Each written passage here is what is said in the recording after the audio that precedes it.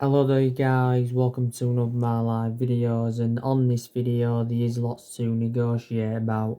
So I have been reading the mainstream media today, and I think I mentioned this on my video I did this morning, that Manchester United are planning to sell around 5 players in the summer transfer market to fund a move for Jadon Sancho. Now obviously recent reports did confirm that Jadon Sancho's move to Manchester United is in doubt. And this is, of course, reflecting on Ed Woodward's recent comments, because obviously, Ed Woodward insists we will not do business as usual in the summer transfer market. So what it means in that aspect is that, we won't spend millions of pounds.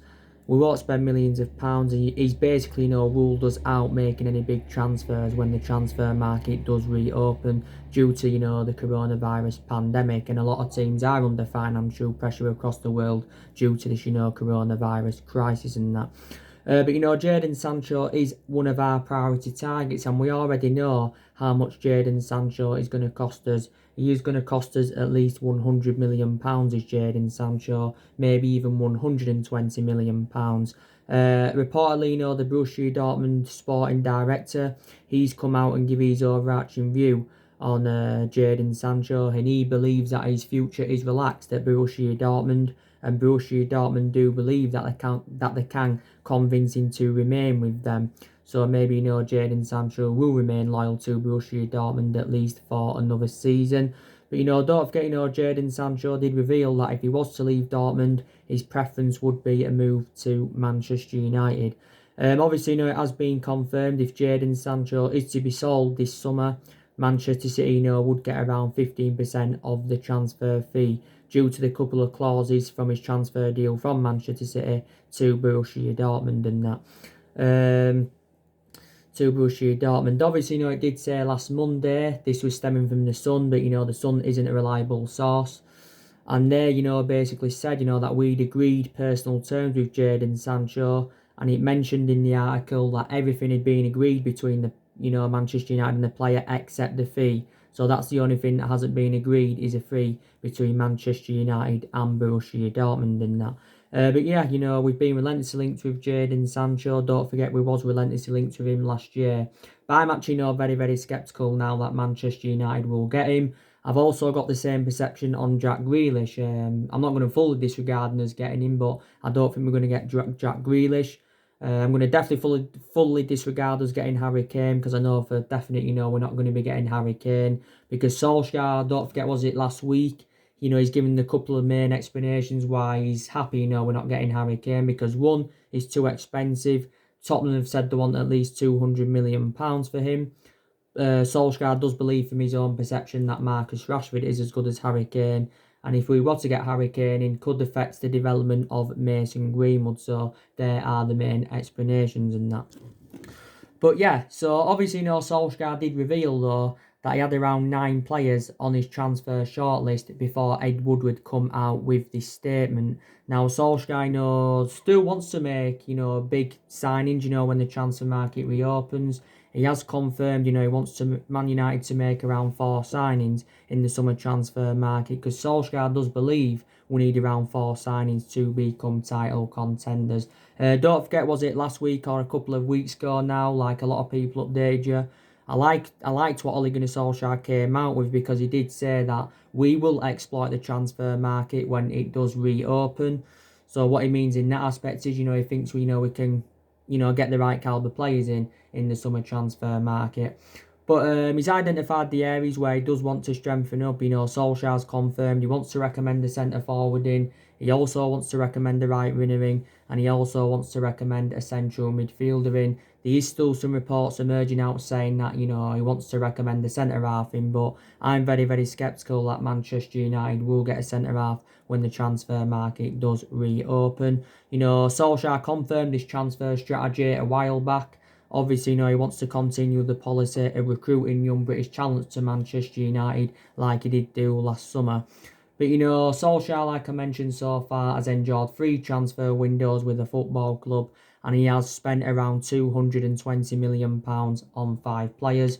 Of course, last summer recommended Daniel James into the club, recommended Wan-Bissaka and Harry Maguire, And in January, of course, he recommended Bruno Fernandes and Odion Ighalo in. And I've got to say, we enjoyed a successful, January transfer window. And I think we have improved in the transfer market under Solskjaer. What I mean is, I think we've been a bit more sensible with our recruitment. Because obviously, we have been criticised in recent years for, like, overpaying for players. 75 million for Lukaku, 89 million for Pogba. Pogba, of course, at the moment is our most expensive signing. Obviously, if we were to get Jadon Sancho, he would be our most expensive signing. 50 million for Fred, 40 million pounds for Matic, 80 million pounds for Harry Maguire. So we are known for overpaying for players. Not only that, we have got players on, big contracts at the football club.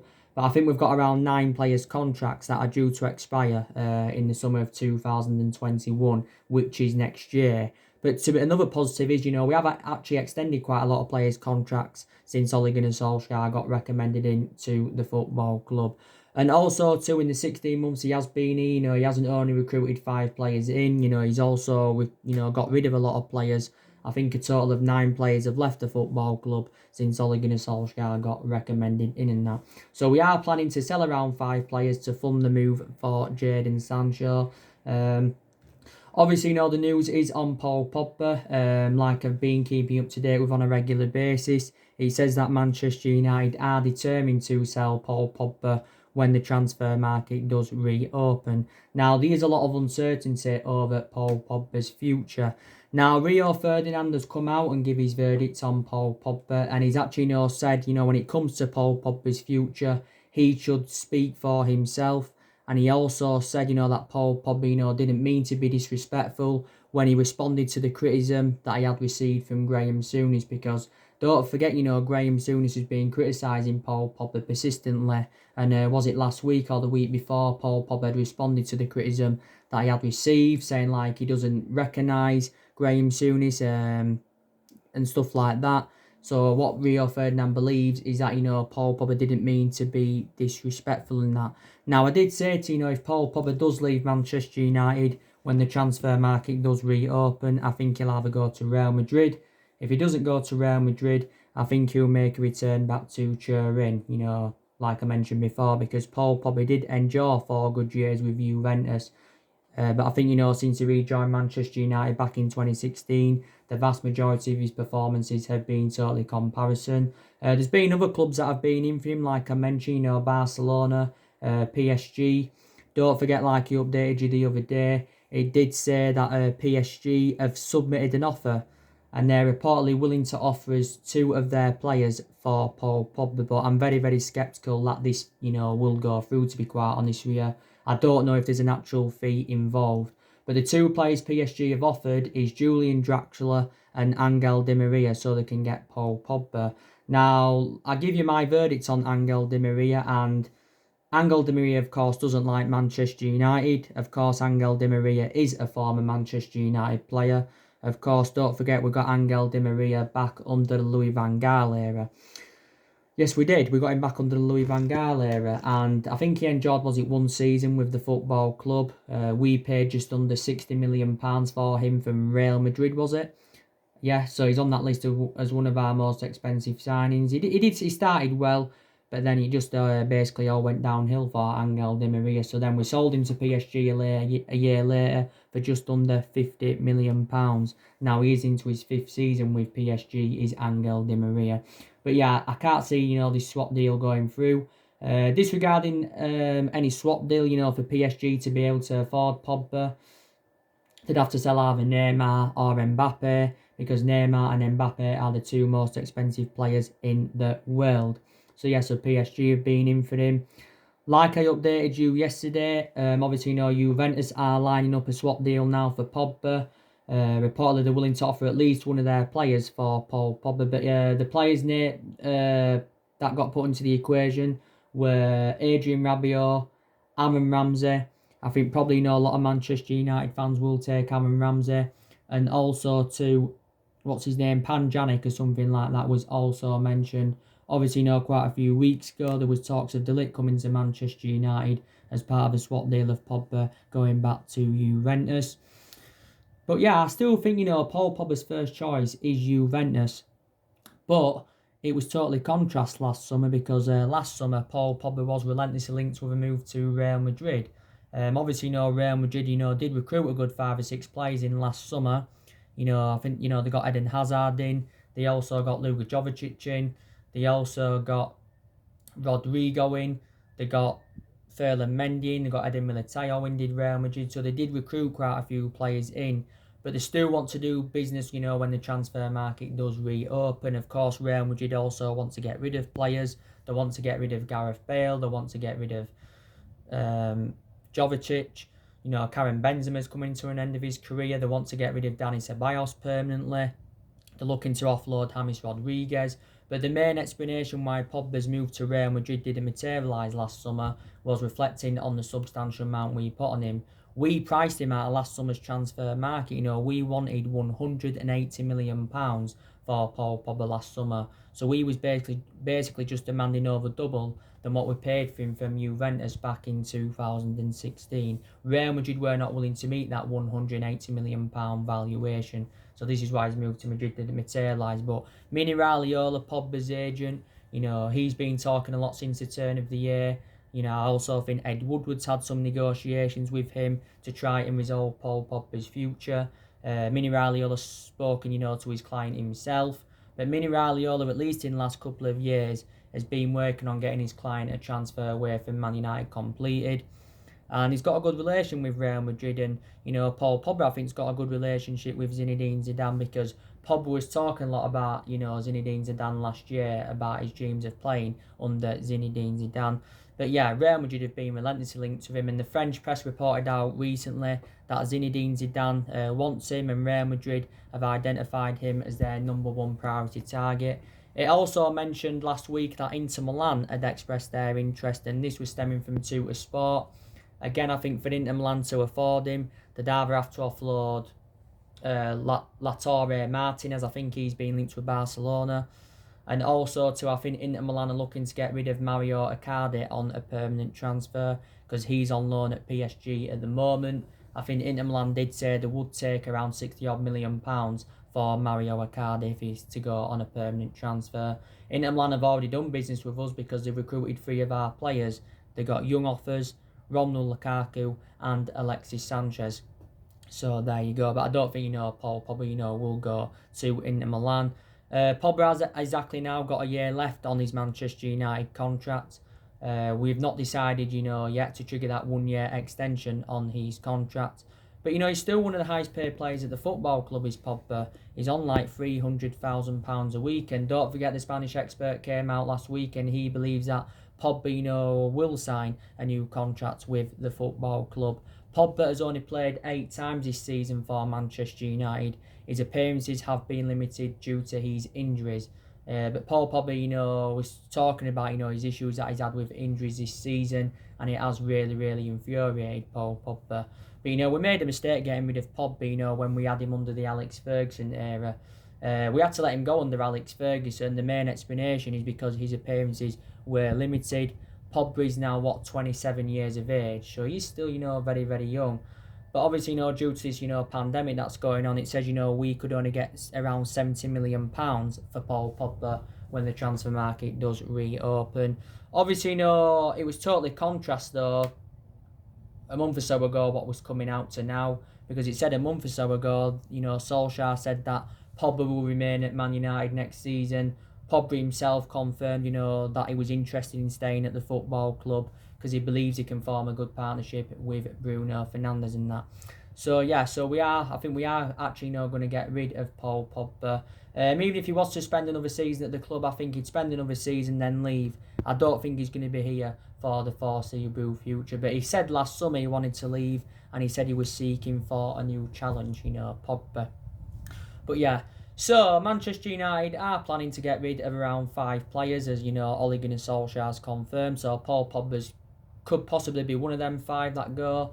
Also, I expect Jesse Lingard to leave the football club, because Jesse Lingard has been very, very inconsistent for Manchester United, let's be honest. Lingard hasn't registered 1 goal or 1 assist in over a year for the football club. So that just indicates how bad Jesse Lingard is. Now, I said reflect on his status and the years he's been at Man United, he should be putting much more better performances out, should Lingard, definitely. But yeah, he's got exactly a year left on his contract. The Athletic reported quite a few weeks ago saying that Arsenal were in for him. I think Roma and Atletico Madrid have been in for him. I think it also mentioned that Everton have been in for him. I think we value Jesse Lingard at around £30 million. But yeah, since the arrival of Bruno Fernandes, Jesse Lingard has found game time very, very difficult. I think we'll also get rid of Andres Pereira. Now, he's another player, Manchester United can cash in for. Andres Pereira, I've got to say, has been very, very inconsistent. He's played a lot throughout the course of this season, but that was only due to Scott McTominay's injury. That's the only main explanation why he's played. And he only became a regular last season anyway, did Pereira. I think he has got a contract with the football club until 2023. Possibly, Diego Dalot, he also could be leaving the football club. There's been a lot of rumours recently, saying that, Diego Dalot could go. Man United are looking to sell Diego Dalot. I'd probably, keep Diego Dalot for now, and I think he has a foreseeable future at the football club now. Diego Dalot is our backup right back to Wan-Bissaka. Obviously, I think he's only made one start in the Premier League this season. That's obviously due to the couple of injuries he's had, Diego Dalot. He's predominantly a right back, but I think towards the back end of last season, he was playing as a right winger, was Diego Dalot. Now, the Portuguese press recently said that PSG have expressed their interest.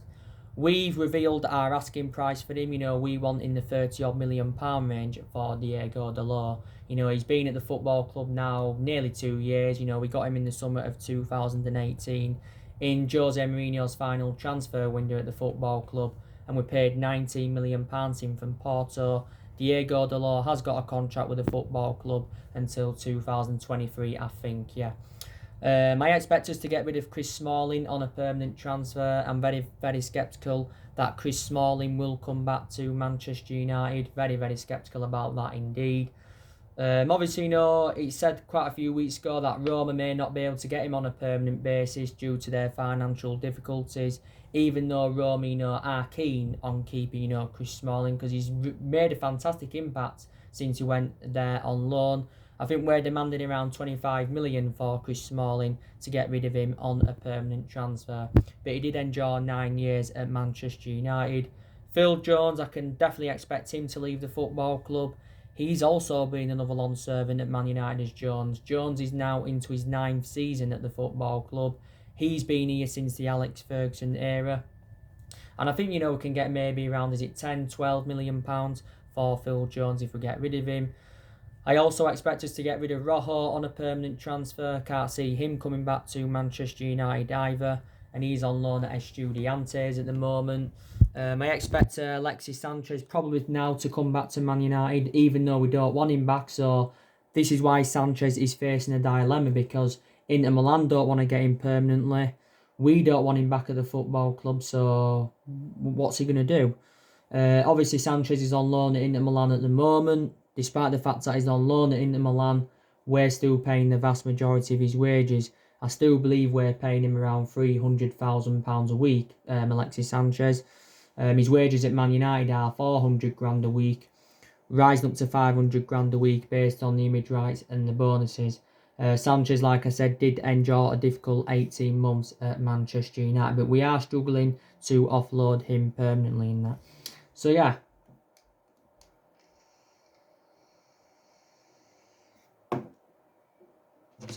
So that's the news on that. I also I think I'm gonna add this on my title of my video as well. I'm just gonna give you an update, when the Premier League are planning to resume the season. So I've just been reading Sky Sports, and they said that the Premier League are set to hold further talks over resuming the season at the beginning of June, and obviously games will be played behind closed doors for public health reasons. I just can't see, how the season can finish though, because obviously, these 92 games to play in all competitions, and now we're in nearly May now. We're in nearly May, and the new season does start in August. Basically, I think the Premier League want the season to end by the 31st of July, so that means, Champions League and Europa League games can be played in August. So yeah, I don't think the season will be void. I think it definitely will resume. But that's very, very good news. It's just a shame that it is behind closed doors. Obviously, the Premier League and that's been suspended since the 9th of March. So it has been suspended now for the good as it's 6-7 weeks or something like that. It has been suspended. I think some players have taken, wage cuts and that. Obviously, the Premier League did have a meeting. Was it last Friday, if I'm right? Oh, no, I think, was it last Friday or the Friday before? They had that meeting to establish plans for the remainder of the season. There was talks about it was starting on the 8th of June and it getting finished within a 5-week period. There was talks about, the Premier League wanting to finish the season on the 30th of June. But obviously, that wasn't mentioned, when the season would finish in the meeting. There was no debate on the issues with the pay cuts. There was no talks about, the transfer windows and that. So I think it is going to resume at the start of June is the season and that. And obviously, they're going to have to reschedule all the fixtures that they did currently, postpone. But there you go. And I think, UEFA, have been talking a lot. They've had a few negotiations with the Premier League over resuming the season. It did say if the season was to be void, UEFA then would have to make a decision who would get qualification for next season's Champions League and that. And, we're sitting fifth in the Premier League at the moment, so we are sitting in a, Champions League spot. Because don't forget, Manchester City are banned from the Champions League for the next 2 seasons. I think they have appealed against the decision, but the appeal could be a long process and that. So yeah, that's the latest news on that. There will be more videos coming up today, by the way. Maybe going to be giving you some of Arsenal's and Liverpool's transfer news. So there you go.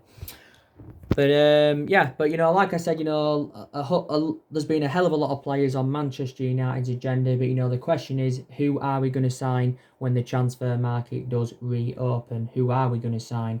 Because we want to challenge for the title next season and that. Because we have been playing catch up. We have been playing catch up for the last 6 or 7 years. It's since Ferguson retired. We have been playing catch up.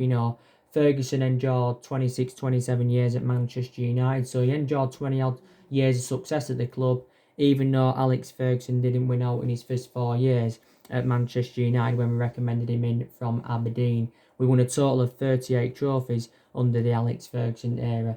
But since he left, we've had different managers with different philosophies. A hell of a lot of money's been invested into the football club. We've spent nearly £1 billion on recruiting new players in the last 6 or 7 years, and we've recruited over 30 odd players in since the Ferguson era.